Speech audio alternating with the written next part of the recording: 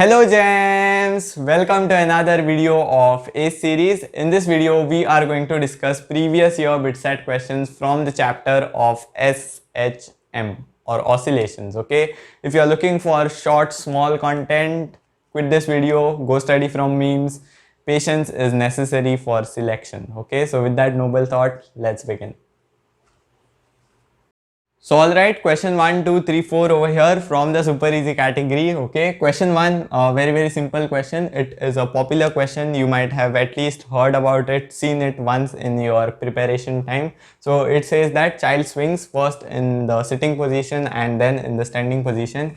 You are supposed to comment what will happen to the time period. Okay, quite a simple one. You should be ready with your answer in 3, 2, 1. The correct answer is option B. Okay, the time period in standing case will decrease. Okay, the time period in the standing case will be less than the time period in the sitting case. Okay, how did we reach this result? It's quite simple. You can see that this system is very analogous to your simple pendulum, right? So you can write time period of the system as 2 pi under root L by G. Okay, now these are extended masses, right? So we'll consider their center of mass. Okay, so center of mass may be somewhere at the belly. Okay, so center of mass over here, right? Okay, now you can find the length over here. Length will be length from the distance from the point of suspension over here, okay, till the point of center of mass. Okay, this is the distance L from the point of suspension till center of mass, right? Now you can note that when the person stands up, his belly will be shifted up, right? When the person stands up, the center of mass, what do I mean by that? The center of mass will be shifted up, right? So you can note that that distance L from the point of suspension to the center of mass will now be L dash, which means L dash is less than L dash. You can note that L dash is less than L. Okay, because the center of mass has shifted up and this distance will decrease, right? This distance will decrease because center of mass when he stands up is shifted up. Okay, so the distance from the point of suspension to the center of mass decreases, which means that time period will also decrease because time period is directly proportional to square root of L, and if this L decreases means time period will also decrease. The time period is also less. Okay, time period in standing position on a swing is less than the time period in sitting position. Okay, so this oscillations will be faster, right? Time period is less, oscillations are faster. Okay, time period is more, oscillations are slow, right? Now question 2 from 2011, again a simple one. It says force expression. It has asked us for a force expression in SHM. We know that in SHM the force expression, the net force on an body is minus kx, right? So we have to just compare all the options with this one and choose which one is the most suitable one. Okay, so here k is positive and it is a constant. Okay, here it is a positive constant. So you can compare this equation with all of this and you can see that the most best equation that can satisfy this is the option D, is in the option D, right? Minus bx. B is also given as positive, it was given as positive constant. Okay, so this equation you can see that it's the best expression for force in SHM, right? B is a positive constant just like K, so force is minus Bx. Okay, like just like minus Kx. Okay, we know that this is the expression for SHM. Okay, so we just compared it. Okay, nothing much more. So quite a simple one from 2011. Now let's come to question 3. It has asked us for the potential energy in SHM now, right? That was force in SHM. This is potential energy in SHM. Actually, we can just compare it with one of our particular SHM, right? Let's consider the spring block system, because we know that in a spring block system, the potential energy is given as half kx square, right, where x is the compression or extension in the spring. So you can just compare it with the options and you'll see that option A is the correct choice, right? Now they have just changed the notation, not the meaning. X and y means the same, just the notation is changed. Okay, you can also do it by negation, sorry. Okay, so negation, how will you do it? See, potential energy is not it does not have a direct relation to y to the power 3, right? If you see, the graph of potential energy is a parabola, right? This way or that way, okay? Depends on how you plot it, okay? So is a parabola, it won't depend on the power 3, okay? This is wrong. Also, potential energy is not exponentially falling, right? It's maximum at the extreme position and minimum at the mean position, right? So this is also not the case, right? It is not always falling. It's maximum at the extreme position, minimum at the mean position, again maximum at the extreme position, okay? So it's not exponentially falling. Also, obviously it is not constant, right? I just now said it's maximum and minimum, it's variable, right? It's changing its value. Anyways, so all three options are wrong. Only correct one is option, okay? Excuse me. So you can also do it by negation. So now question 4, in this question you can see it's clearly from tunnel through earth, okay? So you take a ball over here, okay? You are asked for the time period, okay? You take a ball, a tunnel is dug through earth. You are just going to drop that ball through that tunnel. You are supposed to find, now that ball will perform SHM, right? That ball will perform SHM. You are supposed to find the time period of SHM. Just a direct factual question, right? You'll know it as a fact, you'll know it as a result, that time period through a tunnel through earth is 84.6 minutes, right? This comes from solving this. T is equal to 2 pi under root r by g. Okay, you substitute the values. R is the radius of the earth and g is acceleration due to gravity. You substitute the values and the answer that you will get, you are supposed to remember it as a result that time period through tunnel through earth is 84.6 minutes. Okay, so option D is the correct choice. Okay, let's move to the next question now. So question 5 over here from 2005, again from the super easy category, because it is just a formula based question, okay? So here on YouTube you have another YouTube. So in this YouTube you have filled a liquid. The length of this liquid column, length of the liquid column is given as 0.3 meter. You are supposed to find the time period when you push this liquid, okay, push this liquid in one arm and then release it, right? This will perform SHM. Now that liquid in that YouTube will perform SHM. You are supposed to find the time period of that SHM. Okay, quite simple, because we know that time period of liquid in an YouTube is given as 2 pi under root L by G, where L is the initial length of the liquid column. You can see that it is 0.3. Okay, so just substitute the values. 2 into 3.14 into under root 0.3 divided by G. G you can take it as 10, so that will become 2 into 3.14. I can write this as 3 into 10 to the power minus 1 and divided by 10, so 3 into 10 to the power minus 2. So just a calculative one, 2 into 3.14 and root 3, this is whole under the root sign. So that comes out as 10 to the power minus 1 and this will come out as 1.732 root 3, right? So you can solve this and the answer that you will get is, this will be 6.28. You can see that 6.28 into 1.732.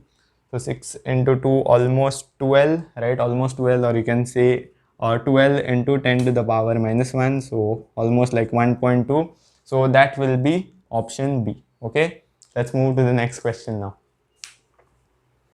So question 6 from the easy category now. So we have slightly increased the level. It is from 2008. So in this question you have a pendulum and a spring block system. Okay, so it is given that the time period of pendulum on earth equals time period of the mass block system on earth. Okay, now we have taken this both of them to moon.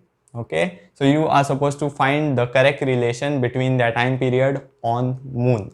Okay, so actually a simple one, but it is a conceptual one, so you have to think through it. Okay, so time period of pendulum, as you know, is given by 2 pi under root L by G, right? And the time period of spring block system is given as 2 pi under root M by K. I hope no issues with this, right? So you can see that time period of this pendulum, this is time period of pendulum, depends inversely proportional to under root G, right? It depends on G, it's inversely proportional to the square root of G. Whereas the time period of your spring block system does not depend on that external factor, right? It depends on the mass. which even if you take to the moon, the mass will remain the same, right? Mass does not change even if you take it to some other place. The weight changes, mass does not change, right? So mass is not going to change. Even K is the property of the material, right? So of course material is not going to change when you take it to moon. So this factors remain the same, right? So the time period of your spring block system will not change even if you take it to moon.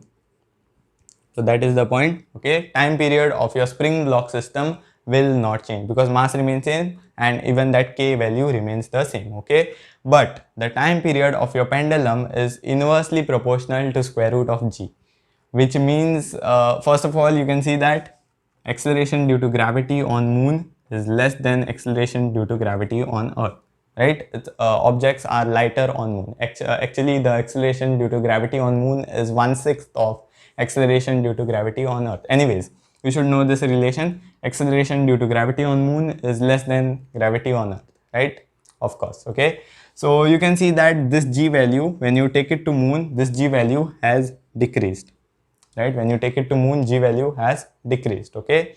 So this time period is inversely proportional to that, so it will increase, okay? So time period of your pendulum will increase on moon and time period of your spring block system will not change, okay? So initially they were equal, so this does not change, this remains the same, and this one, the pendulum time period increases. So we can say that the time period of pendulum on moon is greater than time period of your spring block system on moon, right? Because this one increases and that one remains same. Initially they were equal, this one remains same and this one increases, right? Time period of pendulum is more. Time period of pendulum on moon is greater than time period of your spring block system on moon, okay? Over to the next question. I hope that is clear. Okay, so question 7 over here from 2017. In this question, you are given the displacement equation of a particle which is doing SHM. This is given in centimeters. You are supposed to find the maximum kinetic energy of that particle. Okay, quite a simple one. You'll just write kinetic energy maximum equals half Ka square. Right? I just equated it to the total energy. Right? You can also do it this way, that kinetic energy is given as half Ka square minus x square, right? And when will be the kinetic energy maximum? The kinetic energy will be maximum if the velocity, if the speed is maximum, right? So when is the speed maximum? The speed is maximum at the mean position, okay? So at x equal to 0, the kinetic energy, the mean position, the kinetic energy will be the maximum, right? So that will be half, this will be 0, right? So half Ka square, again the same thing, right? So now just substitute the values. Half, now k is given in hidden format over here. You'll know that omega is under root k by m, right? From here you can find out k. It will be omega square m, or m omega square equals k, right? So this is omega, right? Omega t plus phi. Okay, so this is omega. So here, from here you can substitute the value of k. Okay, it was given that the mass of the particle doing SHM is 1 kg. Okay, sorry for not mentioning that.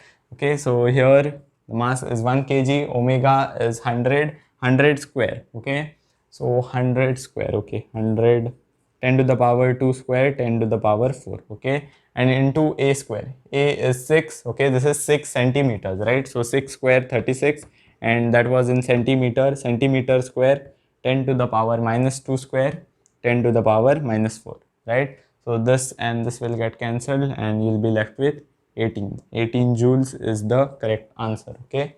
18 joules is the correct answer. Okay, I hope that is very clear. Let's move to the next question, okay? Editor, add some fancy transition in between.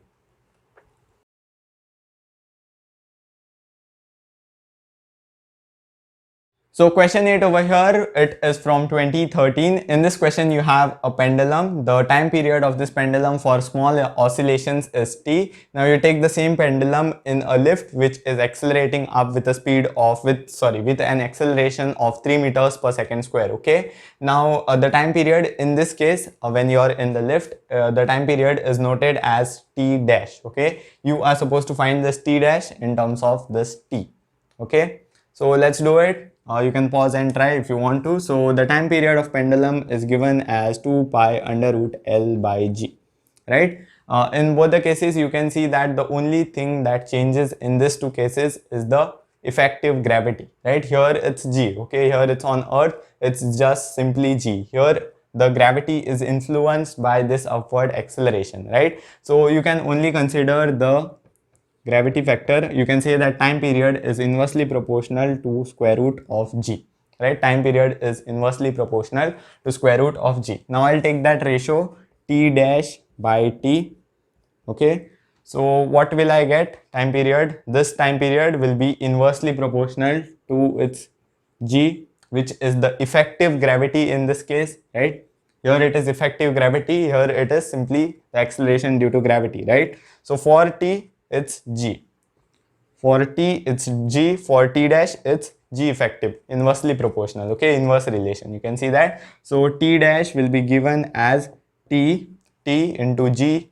G value is 9.8. and what is the value of effective gravity over here? Now just apply the concept of pseudo force, okay, or just flip this acceleration and give it to this one. Okay, this is a non-inertial frame, so you dive into the frame, you go into this frame, okay, and just flip this acceleration and give it to this one. Okay, so the effective gravity will be g plus a. Okay, non-inertial frame, you dive into it, flip the acceleration and give it to the bob. Okay, so that will be g plus a, which means 9.8 plus this a, which is 3, so that will give us 12.8. okay, I'll take this square root sign for both, so that is 12.8. okay, so the option that matches is option B, right? Sorry, option A. Okay, so option A is the correct choice. I hope that is crystal clear. Okay, over to the next question without any transitions. So question 9 over here from 2013 again. So in this question you have been given the displacement equation of a particle which is performing SHM. Okay, you are supposed to find the maximum velocity. You are supposed to find the time at which the particle attains the maximum velocity. Okay, keep in mind you are supposed to find the time at which the particle will attain its maximum velocity. Okay, so first we are going to differentiate this with respect to time. That will give us the velocity and then find the maximum velocity, right? The approach is clear. So let's first differentiate this. So dx by dt, that will give us velocity, right? A is constant. Differentiation of this thing, cos is minus sine omega t plus pi by 4. Now I have to use the chain rule, right? Differentiate this as well. Okay, go into this. So now the differentiation of this omega t will be omega, right? And pi by 4 is a constant, leave it. Okay, so differentiation of this gives us the velocity, which is minus a omega sine omega t plus pi by 4. Now we want the maximum velocity, right? When will the velocity be maximum? If you see, the velocity will be maximum if this value is 1, right? When sine value when the sine function attains its maximum value, that time the velocity will be maximum, right? Because if you see, amplitude is constant, this angular frequency is also constant. When the sine value attains its maximum value, which is 1, right? When this value when sine function becomes 1, that time velocity will attain its maximum value. Okay, so we have to just apply that condition, that sine omega t plus pi by 4 equals 1. Okay, so you can see that sine inverse of 1, that will be pi by 2, right? A little bit of math over here. So omega t will be equal to pi by 2, 90 minus 45, right? So again 45, so pi by 4 again, and you can see that the time, from here you'll get the time, which is pi by 4 omega, right? Pi by 4 omega. Okay, so pi by 4 omega, option A is the correct choice. Okay, I hope the approach is clear. Okay, so first we differentiated this, we got the velocity equation. Okay, then we said for velocity to be maximum, the sign value should be 1, right? The sign function value should be its maximum, and the maximum value of sign function is 1. So we equated this to 1. Now don't get confused with this minus sign. Okay, this minus sign just shows that the velocity will be in the negative direction, right? We are not concerned about the direction, we just want to find the maximum speed. Okay, magnitude only. So yeah, so we equated this to 1 and found out what is t. Okay, so over to the next question now. So question 10 over here from 2018. In this question, you are given the amplitude of a particle which is doing SHM. Okay, amplitude of a particle doing SHM is A, its frequency is F, its mass is given as M. Okay, you are supposed to find the average kinetic energy. Now mind you, this is frequency, okay, not angular frequency, it's just frequency. Okay, so let's do it. Kinetic energy is given as, for an SHM, kinetic energy is given as half k a square cos square omega t. From where does this come? So at least you will know that kinetic energy is half mv square. Okay, so we can consider a typical SHM. We'll consider the one that begins from the mean position. Okay, so we'll consider the one which has x equals a sine omega t. Okay, so differentiate this, we'll get v equals a omega sine or cos omega t, right? Cos omega t. Okay, just plug this value of v over here, so you'll get half m a square omega square cos square omega t. So you can simply see that this m omega square is nothing but k, right? M omega square is nothing but k, the SHM constant. Okay, so yeah, this formula can be derived from there, you can see that. Okay, now we have to take the average of that, right? So this is this one is more useful, so I'll consider that one. Okay, so half m, the mass is m of that particle, amplitude is a, small a square. Now angular frequency is not given, frequency is given, so angular, to make it angular, multiply it by 2f, sorry 2 pi. Okay, so 2 pi into f will give you the angular frequency. Okay, 2 pi into your frequency will give you the angular frequency, so that squared and cos square omega t, right? Now you have to find the average value. Okay, so average value of kinetic energy denoted this way. Okay, so let's just solve this. Is that okay? So it will be given as m a square 4 pi square f square.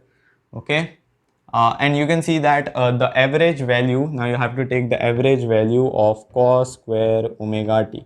Now remember this thing, if you didn't knew this earlier, that the average value of cos square theta or sin square theta is half. Okay, I'll write it somewhere. The average value, this is average, right? This denotes average. Okay, this braces denote average. So average value of cos square omega t or cos square in general any angle theta will be half. Okay, and same is for the sin square theta. Okay, the average value of sin square omega t or sin square theta is half. Okay, remember this thing. Okay, so you'll substitute it over here, so you'll get half m a square 4 pi square f square, and the average value of cos square omega t is half. Okay, so this 2 and this 2 and 2 to the 4, right? And this will get cancelled and you'll be left with pi square, okay, m a square f square. Okay, pi square m a square, pi square m a square f square, right? Option B is the correct choice. Okay, I hope the idea is clear. We found out the kinetic energy, we chose a typical SHM, we found out the kinetic energy and took the average. Okay, just one point to remember, that the average value for cos square theta for the cos square function and the sin square function is half. Okay, you can verify it through graph. Okay, let's move to the next question now. So question 11 over here from 2016. In this question, you are supposed to find the time period of the system.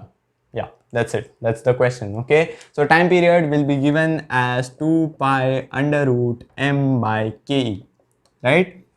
Now this Ke is the equivalent spring constant. Okay, so it is quite a simple question if you know how to calculate this. Okay, so let's calculate that. Here you can see that this spring and this spring are in parallel, right? So in parallel, equivalent spring constant just adds up, right? So K plus K, that will be 2K. Okay, so you can replace this two springs by their equivalent spring, okay, which will be 2K. Okay, so I'll just cancel this two springs out. Okay, so in parallel, the spring constants just add up. Okay, the value of spring constants just add up. Okay, equivalent of two springs in parallel will be their sum, just opposite to our resistance case. Okay, there in series it was addition, right? Here in parallel it is addition. Okay, now you can see that this 2K and K are in series, right? 2K and K are in series. So now it will be product upon sum, right? Opposite cases, okay? Opposite to our resistance. So 2K and K in series.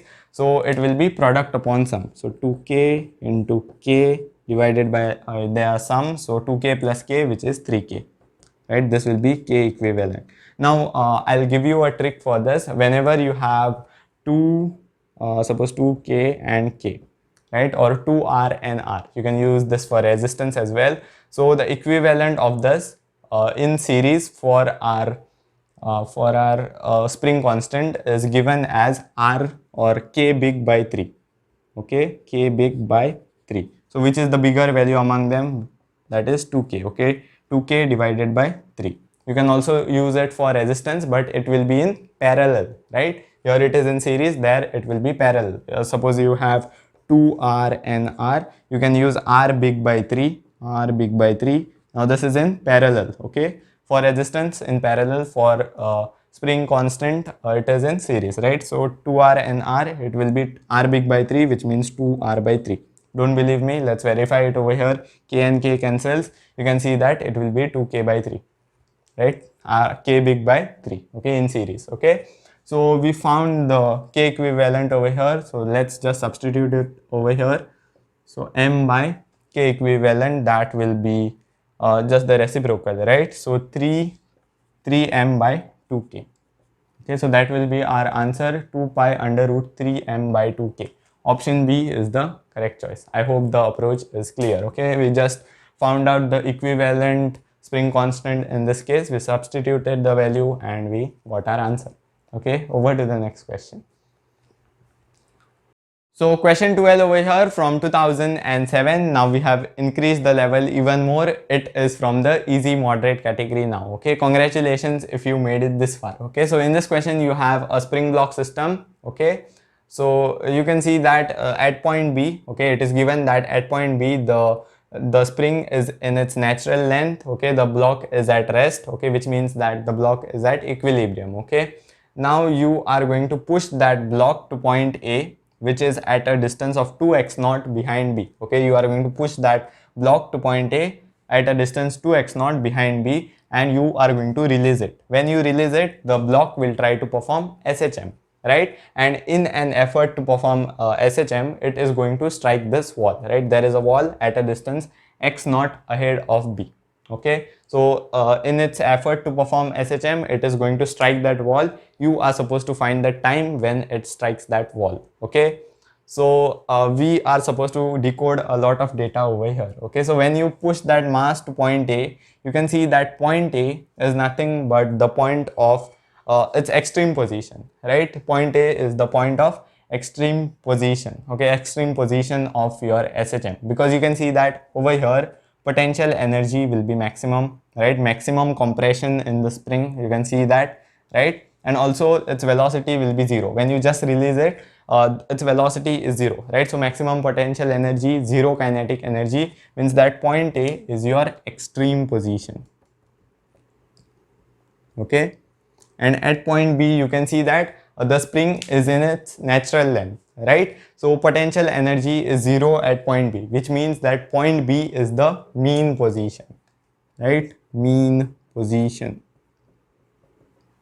Okay, so point A is the extreme position and point B is the mean position, which means that this will be nothing but the amplitude, right? 2x naught is nothing but the amplitude of your SHM. Okay, so we'll write the equation for it, and we'll just substitute this value, right? What will be the equation for this SHM which is starting from point A? Okay, let's write it. It will be x equals A cos omega t. First of all, because it is starting from the extreme position, right? The SHM, we are going to release the block from point A, right? So the SHM is starting from the extreme position. So A cos omega t, A cos omega t, and a minus sign because it is starting from the negative side, okay? Because it's starting from the negative side, you are going to plug in a minus sign, okay? Now remember one thing, that distances are measured from the mean position, okay? So this x will be, now we have to find the time when your the block is going to strike the wall, right? So when the block covers a distance of x naught from the mean position, right? So x naught from the mean position, that time it will strike the wall. So this x naught, this x will be nothing but x naught, right? When the block covers a distance of x naught. Now don't put the value 3x naught. Okay, distances are measured from the mean position. Okay, so just substitute the value of x as x naught. Okay, so when it covers a distance of x naught, it will strike the wall. Okay, and what is the amplitude in our case? It is nothing but 2x naught, right? So minus sign of the formula and 2x naught into cos omega t. Okay, now just solve it and you'll get the value of your time, right? That is what we want to find. So you can see that it will be minus half, cos omega t will be minus half. Okay, cos is negative in the second quadrant, so I can say, okay, I'll use omega t equals cos inverse of minus half, so that will be pi minus cos inverse of half is cos inverse of half. Cos is half when sine 30 half, cos 60 half. Cos 60 half, which means pi by 3. Right, so 2 pi by 3 equals omega t, right? So you can see that time equals 2 pi by 3 divided by omega. Now omega is nothing but under root k by m, right? Omega is nothing but, I spoke about this in the beginning of the class, that omega is nothing but under root of k by m. Just substitute that value over there and you'll get 2 pi by 3 under root m by k. Okay, actually it was not that difficult. You could have just used dimensional analysis. You can see that the option C is the only option that is correct dimensionally. Okay, so you could have done it dimensionally as well. Okay, so I'll just repeat the procedure for you. We brought the block at A with we said that it is the extreme position because potential energy is maximum over here, velocity is 0, kinetic energy is 0. Okay, mean position, B is the mean position because potential energy is 0 over there, right? The spring is in its natural length. Okay, so potential energy 0 over here, so this is mean position, potential energy maximum, extreme position, this distance is nothing but the amplitude. Then we use the equation for this SHM. How did we find it? Since the SHM was beginning from the extreme position, we said that it should be of the form A cos omega t. Now it is beginning from the negative side, right? This is the positive side, this is the negative side. So we use the minus sign, okay, minus A cos omega t. Then we just substituted the values, keeping in mind that distances are measured from the mean position. Okay, so this is x naught, okay, this x is x naught, and this distance amplitude is 2x naught. Okay, and then we found out the value of t. We just used the formula for omega, right? So that's it. Let's move to the next question now. I hope this is clear. So question 13 over here, all the way from 2016. In this question, you have two blocks, one with mass 1 kg attached to a spring initially at rest. Okay, block 2 with mass 0.5 kg moving with a speed of 3 meters per second. Okay, now you can see a collision happening over there, right? Block 2 is approaching block 1. Okay, so it will hit that block 1, and after the collision, they will move together. Okay, which means that there is a perfectly inelastic collision between the two. Okay, so after collision they are going to perform an SHM together, okay, so you can see that. Okay, so you are supposed to find the amplitude of that SHM and also the time period of that SHM. Okay, now some of you might directly use the conservation of energy and will go really wrong. Okay, because you cannot apply conservation of energy over here. Why? Because there is an inelastic collision happening over here. Kinetic energy is not conserved in an inelastic collision, right? So you cannot use conservation of energy over here. The thing that we are going to use is momentum conservation, right? Momentum is conserved in any type of collision, right? So initial momentum equals final momentum. Initial momentum is due to this block 0.5 into 3, right? Final momentum, both of this will move together with certain velocity, let's call it v. Okay, so both of this move together, right? So 0.5 plus 1, right? This is the total mass. Since they move together with velocity v. Let's find that v. So 0.5 into 3, that will be 1.5, and again divided by 1.5, right? So the velocity that we are searching for is 1 meters per second. Okay, so they are going to move together with a velocity of 1 meters per second. Now it is very easy to find the amplitude because we are just going to conserve energy now. Okay, we can conserve energy now because in elastic collision the part that was troubling us is already done. Okay, so the collision has already happened. Now we are safe to apply conservation of energy. Okay, so we'll use half mv square equals half k a square. Okay, this kinetic energy of these two blocks will compress the spring, right? It will get converted completely into the potential energy, and finally when it gets totally converted into the potential energy, the distance covered will be nothing but the amplitude of the SHM, right? So in place of x square I have used a square. Okay, so that will be the amplitude. Half and half get cancelled. Now what is this m? This m is both of these masses, right? Since both of them are doing SHM, so it is 0.5 plus 1, that is 1.5 velocity square 1 square 1, okay, equal to k. Now k, okay, sorry for this, k was given as let me just check the value. It was given as 600 Newton per meter. Okay, sorry for that. Okay, so it was given as 600 Newton per meter. Okay, now you are supposed to find the amplitude. Quite a easy job. You can write this as 1.5 as 3 by 2 and divided by 600. That will give you a square. This will get cancelled. 2 into 200, 400, and root it. Okay, take root, that will be 1 by 20, right? 400 root is 20, so 1 by 20. So 1 by 20, 1 by 20 is 5%, so I'll say it's 0.05, or I can say it as 5 centimeters. Okay, 5 centimeter, 5 centimeter. Okay, so either it's option A or option B. Let's find the time period now. Okay, so you can note this down first. Let's go for the time period. Okay, hope this is clear. I'll erase this off. So time period will be given by 2 pi under root m by k, right? For a spring block system, it is 2 pi under root m by k. Now 2 pi under root m, since both of the masses are moving together, are performing the SHM together, m is 0.5 plus 1, it is 1.5, or I can write it as 3 by 2. And again k is 600. Okay, so basically you can see this value over here, right? So it will be 1 by 20, right? Not calculating that again. You can of course do it again, but I'm a big brain. Yes, so 1 by 10. Okay, so 2 by 20, which is 1 by 10. So 5 centimeters and 1 by 10 second is the correct answer. Okay, so don't apply conservation of energy in the very first place. Make the collision, let the collision happen, and then apply conservation of energy. Okay, and then you can easily find the time period just using the formula. Okay, over to the next question.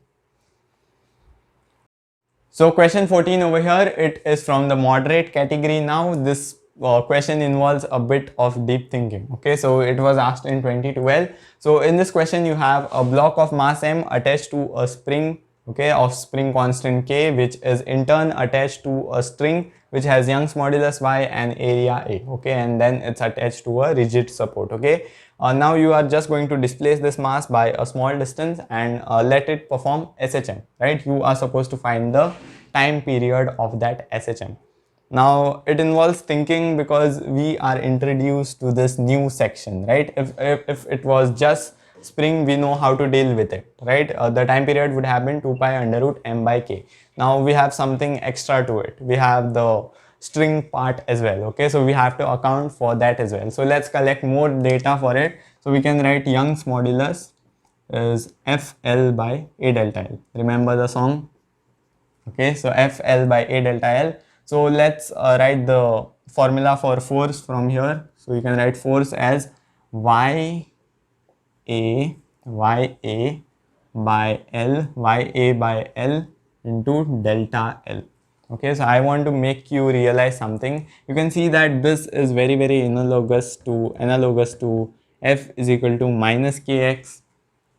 Okay, this is analogous to F is equal to minus kx, which is spring force, right? This is the spring force. Okay, so here you can also add a minus sign because this is nothing but a restoring force, right? This force is the restoring force of that string. Okay, so you can add a minus sign. Okay, so here you can see that this thing is very analogous to our spring force. In place of k you have YA by L, and in place of delta x you have delta L, right? The compression or the extension, okay, that is delta L. So you can see that for a string the k is YA by L, right? So can we replace this string by a spring which has k equal to this? My question was, can we replace this string by a spring which has k equal to this?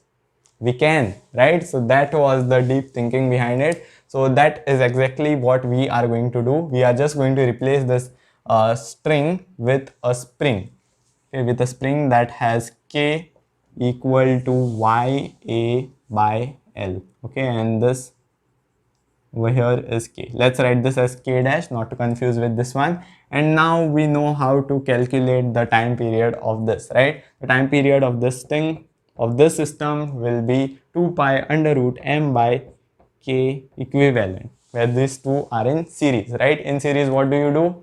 Product upon sum, right? So product of this two, product YA by L into k, this is the product upon sum, which is YA by L plus k, right? So you can see that L will get cancelled. You'll be left with YAK, YAK,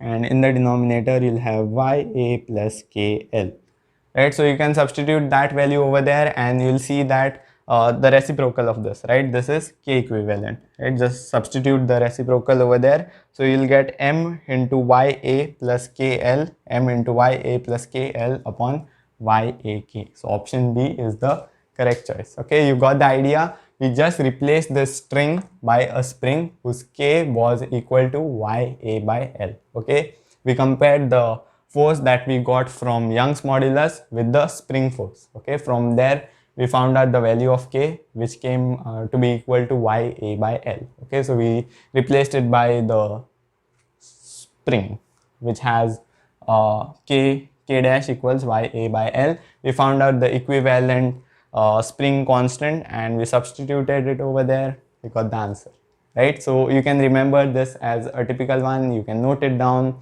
The notes will be available on the website as well. Why am I sounding so low? Anyways, over to the next question.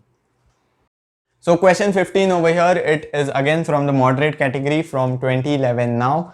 This is your last question for the day, then I'll give you your homework question and then hopefully we'll wrap up with the class, okay? So before we begin with this one, take a deep breath in, release. Yeah, this question requires a lot of focus and a lot of imagination. Okay, so let's analyze it together. So in this question you are given a system, okay, a complex system. You are supposed to find its time period. Okay, first thing to note is that both the springs are not attached to the block. Okay, one is attached to the support, one is attached to the block. Okay, so now let's analyze the journey, what's happening. So first we'll take this mass over some distance up over here. Okay, we are going to compress the spring 1. Okay, let's call this spring 1 and this spring 2. Okay, so So we are going to compress the spring 1 and release it. Okay, so that will be the extreme position. Okay, from where we are going to release it, that will be the extreme position. Let's consider that over here.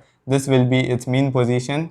Okay, at the mean position it comes at rest. Okay, the spring is in its natural length, and then it is going to go ahead and compress the spring number 2, right? Again it is going to compress the spring number 2, and then again here it will reach its extreme position, right? So here you can see that in the first journey over here, from here, so we begin over here, right? From the extreme position, we take the mass to the extreme position and we leave it from there. Okay, so in the first half of the journey, from here to here, okay, you can see that only this spring contributes, right? We take it up, this is not attached, right? We take it up and release it from there. From here to here, only this spring contributes, right? Spring 1 contributes, so I'll write 1 over there. So only spring 1 contributes in that journey.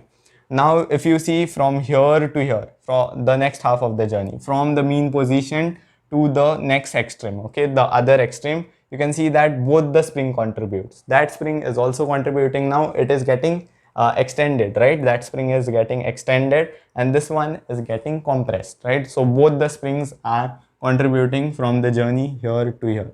Okay, so I'll write 1 plus 2. Now again let's begin it from here. Okay, now the block started from here, from this extreme, went to the mean position, only spring 1 contributed. Now from the mean position it went to the other extreme, both the spring contributed in this journey, right? Now from this extreme, from here, it will again go to the mean position, because one time period is what? It begins from here, it goes over here, it comes back to the same position, right? That is one time period. It begins from the mean position, it goes to the extreme, it comes back to the mean, it goes to the extreme, it comes back to the mean, right? That is a time period, right? So one complete journey. Okay, so yeah, so we have to come back to that position. So now from here it will go back to the mean position. Now in this journey, which springs have contributed? Both the springs, because if you see from here, the spring 2 was compressed, it is going to expand now, it is going to extend now, and the spring 1 is going to get compressed, right? Spring 1 is going to get compressed. Okay, so both the springs are again contributing over here. Okay, and here, now finally it has reached the mean position. Now from mean we have to again take it to extreme, right? That will complete one time period. From extreme to mean, from mean to other extreme, from other extreme to mean, from mean to the same extreme. That will complete one time period. Now from here, from the mean position, you'll see that this loses contact, right? It breaks the contact, and the only spring contributing over here is the spring 1, right? So it's a complex journey, right? So in the first half, only one spring 1 is contributing. In the second half, we have broken that journey into 4 parts. Okay, so first half only spring 1 contributes, second half spring 1, spring 2, third half spring 1, spring 2, and fourth half only spring 1. Okay, so you can see half of the journey is done by spring 1 and half of the journey is done by spring 1 as well as spring 2. Okay, so let's find the time period for the first journey. Okay, let's find the time period for spring 1. Okay, so we'll find the time period for spring 1 in general and we'll divide it by 2, right? Because spring 1 contributes for half of the time, right? We know that spring 1 contributes for half of the time. So let's find the time period for spring 1, which will be simply 2 pi under root m by k, right? And divide this by 2, because spring 1 only contributes half of the journey, right? 1, 2, 3, 4 is still both the springs contributing. Okay, so divide this by 2, that will be our T1, let's call it T1. Okay, so that will give us pi under root m by k. I hope it is clear till here. Okay, you can rewind and watch anytime you feel confused. Okay, now let's come to the other half. You can see that in the other half both the springs contribute, right? So the formula that we are going to use is 2 pi under root m by k e. Okay, right? Both the springs are contributing, so we'll use k equivalent. What's the big deal? Okay, now again we are going to make half of this, right? Why? Because these two are contributing only for the half of the journey, 3 and 4, right? 3 and 4. This is 1, okay, sorry, 2 and 3. This is 1, 2, 3, 4. This is contributing for part 3, part 2 and part 3, okay, 2 and 3. So it's contributing for the half of the journey, so t by 2. So divide this by 2 as well, okay, that will be our t2. So the total time period will be nothing but t1 plus t2. t1 is this thing, t2 is this thing, okay. So t1 plus t2 will give us our time period. Okay, so here you can see that it will be pi under root m by ke. Now, one more point to note. Now you tell me whether these two combinations, these two springs are in series or parallel. Okay, comment down. Okay, mention the time, whatever time it is now, mention it and comment down whether these two are in series or parallel. Okay, go ahead and comment. Okay, now the answer is they are in parallel. They are not in series. Now your teachers might have just taught you that parallel means this, right? Parallel means this and series means this. Okay, they might have never told you what means this and what means that, what is this and what is that, right? So how do you know whether two springs are in series or in parallel? The perfect condition to know whether a spring is two springs are in parallel combination or in series combination is to look out for force. Okay, look out for force and extension. Okay, if you come to know that force is same in both the spring, okay, if the force is same, you can say that both of them are in series. Okay, and if the extension is same, the compression is same in both the cases, then they are parallel. Okay, just like in resistance you have that if current is same, they are in series, right? If potential is same, they are in parallel. So in the spring case you have if force is same, then they are in series. If the extension or compression is same, they are in parallel.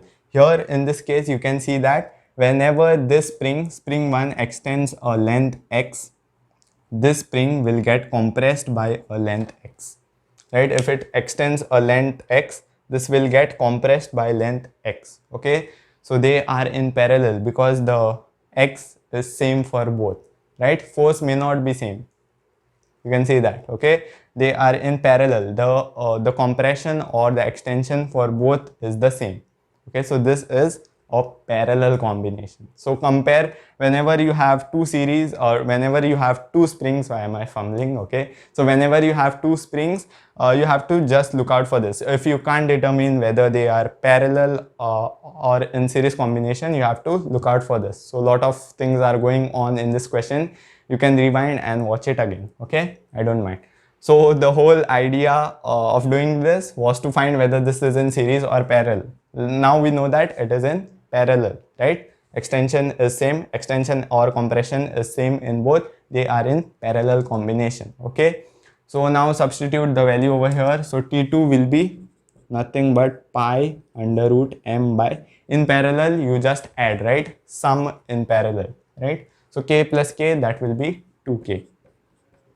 So time period will be nothing but t1 plus t2, t1 plus t2, and that will be pi under root m by k plus pi under root m by 2k. Okay, pi under root m by k plus pi under root m by 2k. Option D is the correct choice. Okay, I hope that is crystal clear. You can surely rewind it and watch it again because a lot of things are going in this question.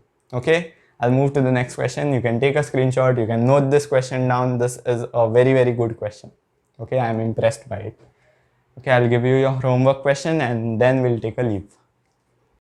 Okay, question 16 over here. This is your homework question. You can see that it has repeated over the years, once in 2015 and then in 17 as well. Okay, so you can pause and take a screenshot if you want to try it later.